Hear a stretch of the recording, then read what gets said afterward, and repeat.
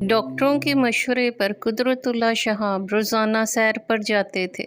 एक रोज़ जब वो 11:30 बजे घर वापस पहुँचे तो चेहरा सुर्ख और आंखों में संभाले की चमक थी, जैसे बहुत तेज़ मैं पी रखी हो और कदमों को डगमगाने से रोककर चल रहे हों। होंठों पर मुस्कुराहट की बजाय इन बसात की उभरती हुई सी हंसी थी। एक बंद मुट्ठी थी और दूसरा हाथ दिल पर रखा हुआ था। बहन महमूदा बोली, भाईजान दूध लाऊं? शहाब साहब ने वजद में आकर सर हिलाकर कहा, ज़रूर ज़रूर। कहने लगे, आज एक इनाम मिला है। मैंने कहा, इनाम तो आपको ज़िंदगी भर मिलते रहे हैं, ये कौन सी नई बात है? कहने लगे, ये इनाम सबसे बड़ा, सबसे कीमती और सबसे आखिरी है। इसके लिए बड़े साल इंतज़ार किया, बड़ी दीवारों पर निशान लगाए, बड़ी मन्नतें मानी, लेकिन आज बगैर कोशिश के मिल गया। मैंने कहा, ऐसी कौन सी दौलत हाथ आ गई है जो खुशी का ये धारा सारे वजूद से बहता चला जा रहा है। कहने लगे, आज जो मैं सैर करने निकला तो रास्ते में 3 मरतबा ठटका।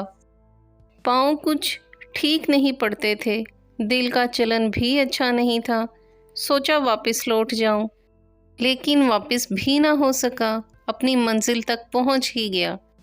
नेवल हेडक्वार्टर्स के घरों के पास जिस दीवार से सहारा लेकर खड़ा हुआ करता हूँ, इसके करीब छोटे छोटे बच्चे पिट्ठू गरम खेल रहे थे।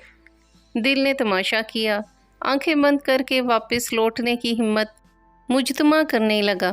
करीब से छोटी मुन्नी सी आवाज़ आई, बाबा बाबा। मैंने आंखें खोलकर देखा तो एक छोटा सा बच्चा नीली निकर और सफ़ेद कमीज़ पहने मेरे करीब खड़ा था। बड़ी संजीदगी से कहने लगा, बाबा आटा लोगे के पैसा? मैंने इसके सर पर प्यार देकर कहा, दोनों बाबा, दोनों लूँगा। मेरी ये बात सुनकर वो अपने घर की तरफ भाग गया। बड़ी देर तक दीवार से टेक लगाए इंतज़ार करता रहा।